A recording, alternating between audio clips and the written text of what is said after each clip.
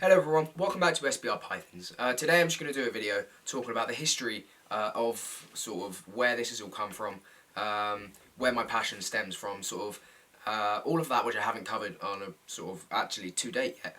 I just want to apologise for my voice straight away. I have got a cold, however I can't see an opportunity to do a video from now until at least a week. Bearing in mind it's a couple of days, 2 or 3 days then from sort of recording to editing and get it out to you guys. So I didn't want to leave you without a video for nearly what would be 2 weeks. So I thought I'd get one recorded even though the voice isn't perfect.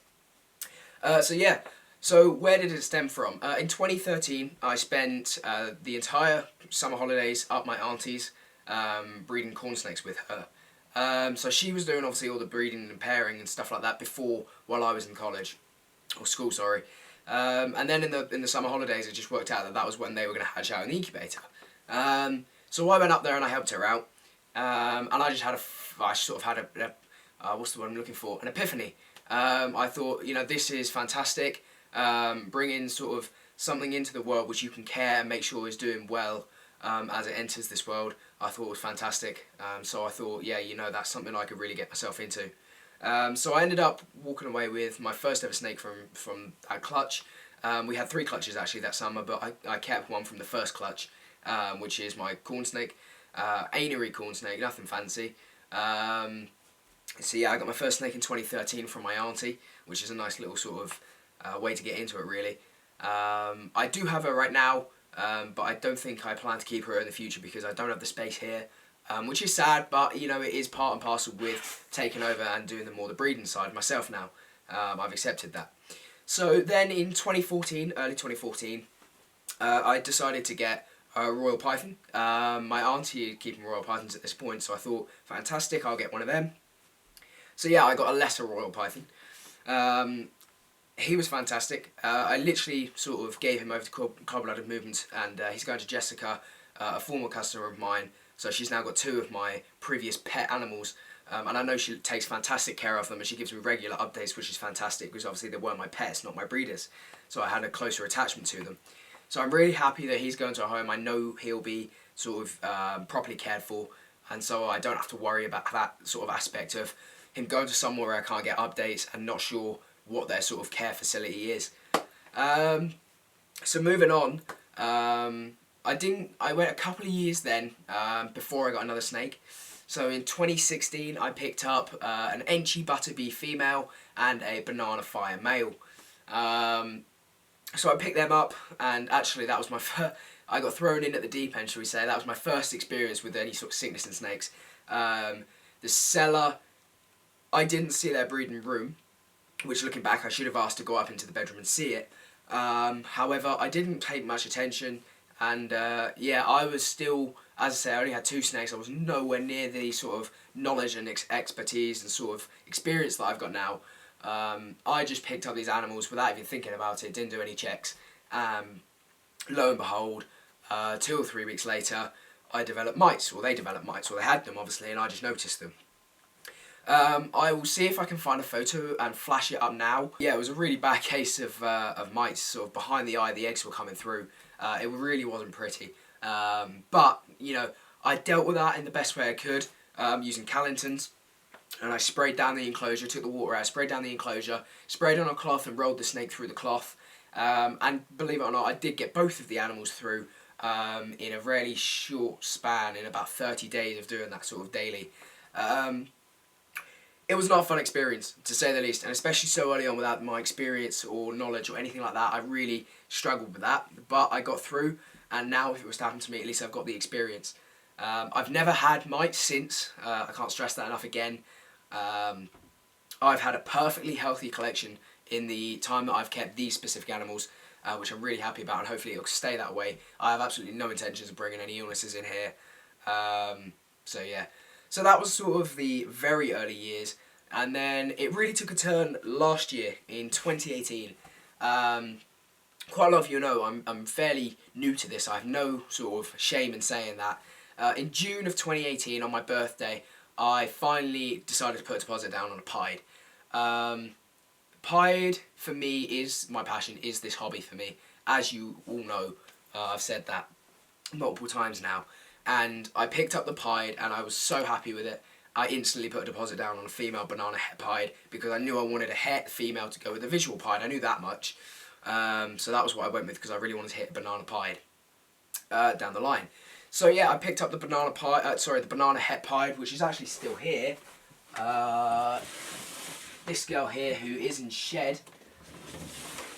So I picked up this banana het pied in June from the June Ham Expo via Interrep from Tony Casaneri at Design Reptiles in France, and you can see in that year and a half, whatever it is now, about a year and a half, she's just reached the 1.5 kilo. She has done phenomenal, to be fair. This animal, in my collection, I haven't seen another animal like this, where you feed her and it's almost as if she keeps every bit of protein from that rodent. You know, she even went on a 3-month hunger strike and she still reached 1.5 kilos in effectively what would be a year with that hunger strike considered, which is fantastic. As I said, this animal just keeps every single piece of protein from the rodents, which is so good, and hopefully she continues that way so that next year when I breed her, she has a really nice girthy weight to her. So I'll get the next animal out. I'm not going to be doing it in sort of chronological order just because there's animals that I've picked up that I now haven't got because I've upgraded my breeding plans and things like that, or got visuals, and also, quite frankly, I don't really know the chronological order because I've reached a point now where it's too hard to memorise. So I'll just go through each of the tubs, sort of from top to bottom, and I'll give you a slight little backstory on where I got each of the animals. So firstly, we have this pied female, who I picked up from Ethan Nahajek, probably said that wrong, who used to run Snakes on the Go courier service in the UK. Picked her up from him at the Doncaster Expo in 2019, I believe it was the June one. I actually, when I was writing my notes for this video, trying to sort of memorise it all, I can't believe I've had this girl only for whatever it's 4 or 5 months. Like, honestly, I thought I had her last year, to be honest. But yeah, beautiful pied girl. Obviously she's breeding weight now. Hopefully she'll go for me this year. She has been successfully locking with the Super Enchi Fire Het. So yeah, hopefully she'll start building some follicles soon. So the next animal in the racks is this pastel pied, another one that's in shed currently, who I picked up from Christian Horser over in Germany from the Ham Expo in 2018 December. Again, really feeds well. She's just broke over a kilo and ended a 4-month hunger strike. Really happy with this girl. I really wish she wasn't in shed, and I'll have to highlight her in more videos when she has shed out, because the yellows on this girl, sorry, my voice is really hating me right now. The yellows on this girl are absolutely fantastic when she's completely shed out. She's held her colours really, really well. Now she's got beautiful patterns down here, but she's also got that lovely white. As I've said before, it's one for you high white guys. Absolutely phenomenal animal, and I was really happy to pick her up. So the next animal in the racks is this Mystic Het pied, who I've highlighted a couple of times now, from Christian da Valle in Italy, and I got her from the March Ham Expo in 2019, I suppose. Yeah, this year. Sorry, it's felt like a lot longer than 2 years. It's safe to say, and it's really hard to think I've only had this girl again for like 7 months. It's fantastic. It's not fantastic. Sorry, it's what's the word I'm looking for? Unbelievable, really. It feels like so much longer I've had these animals. But yeah, beautiful Mystic Het pied female, who's 500 grams now, sort of getting to that weight now. And yeah, absolutely phenomenal animal. So the next animal is probably what I think is going to be one of the studs here, because of the way he's been breeding, that female so far, locking every single time for multiple hours, is the Super Enchi Fire 100% Het pied from Ted Anderberg. And again, I got him in the March Ham Expo. He's a little bit feisty sometimes. And yeah, absolutely beautiful animal. I've noticed he's got some stuck sheds, so I'll get him in a pillowcase and get that sorted, sorry. But yeah, really happy with this animal. And hopefully, I mean, everything from here will be Enchi, which is fantastic straight off the bat. So yeah, wonderful animal. So the next 2 animals are the Pastel Double Het Clown Pied 1.1 pair that I got from Rob Hurd at Quality Captives at the November 2018 Reptile Expo. So these two are, well, one of the foundations really of SPR Pythons. It was my first double recessive, and it really sort of the double recessives speaking to people, I think probably was what got people realising that I was actually serious about this. So I owe a lot to these 2 animals. And yeah, as I mentioned, they have been locking, which is fantastic. I really would love the female to go this year. She was 1.5 kilos before having a couple of mediums, so about 1.6 now, I would say. And yeah, fantastic animals. I really do love these 2. And yeah, So, I mean, I don't know what really to say. The yellows on these animals are fantastic, and together, I really want to see super pastels from these two, and anything visual, sort of pied and clown, will be sort of fantastic, and probably all holdbacks as well. So the next animal is again in shed. I have this thing at SPR Pythons, and please leave it in the comments as whether you have it as well. It's pretty interesting to me. All of my animals seem to shed at the same time. Looking at these racks, because I've now moved the animals down from quarantine, I think it would be safe to say all but two of these animals, bear in mind I've got 20, all but two have shed within the last 2 or 3 weeks. They all seem to do it at the same time. I guess that's down to feeding.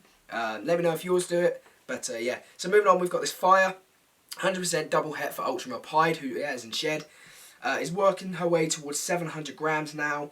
And yeah, I got her from Dean Van Ommeren at Dean Reptiles in Holland at the December 2018 Ham Expo. Obviously, all these animals, I've never been abroad to the expo, so the ones that have come from abroad have been via courier. Phenomenal. Can't wait to see this girl at 1.5 kilos. Get her to the Inchy Orange Dream post double het. Try and prove him out, but I'll be proving him out beforehand, as I've mentioned before. But yeah, fantastic animal. I won't drag on her too long because I don't want this video to go forever. So the next one, probably I would say, is the highlight animal at SPR Pythons. As I've mentioned before, is this pastel leopard blade, possible double het for clown pied. That's 100% het for clown, 66% het for pied. What a fantastic animal. I got this one from Cocoa Balls over in Holland. I think he's in Holland. He might be in Germany. I'm not sure.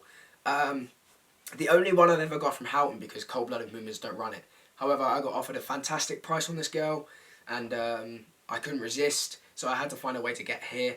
It didn't go as planned, but you know, I don't want to talk about that. But what a fantastic animal, and yeah, really, really happy to be having this one growing up in my racks. So the next one, I'm not sure if the camera's caught her hissing then. The next one is this black pastel het pied from Callum Jones at the April Doncaster this year.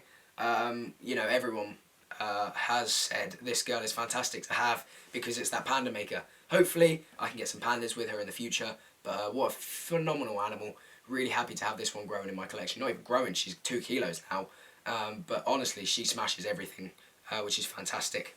So the next animal and the last visual in my collection is this black pewter pied male, who's in with a female right now. I got him from Frank van der Berg at the March Expo this year, and what a phenomenal animal. He's going to be a busy boy, as I've mentioned before, and yeah, hopefully we can get some pastel pieds from him because he's got some beautiful yellows down the sides, which I would like to see sort of come out to see what line of pastel he's got in him.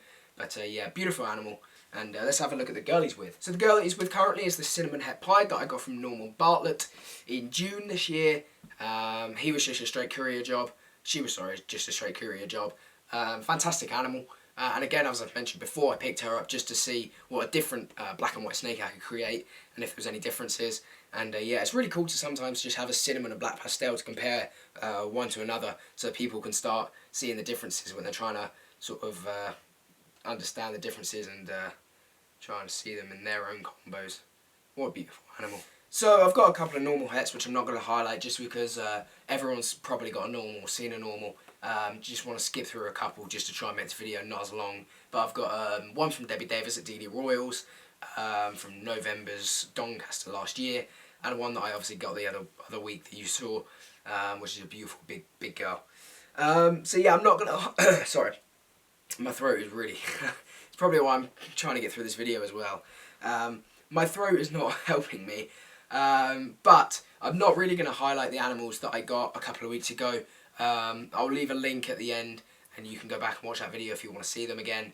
The only thing is I have now moved them down from quarantine. I know it was only a month, but I checked them 2 or 3 times in that month, most recently yesterday morning before I brought them down, and I'm happy with where they are. So yeah, I've brought them back down here. I just want to highlight one of them actually, because I got a cool little story about it, so I'll just get her now. And that is this special het pied. So this girl is funny, and it just shows how the environment really has an effect on the animals. When she was up in quarantine, I could not get her to come out of this ball like this. She was in the tub, she was in a ball, she was always in a ball, and really defensive. But now, last night, not so much now, but last night I had her out, and she was the most explorative animal that I've seen. It was really funny to see how the environment change had brought her out of her shell, and yeah, I was really happy to see that because I could finally see her patterns.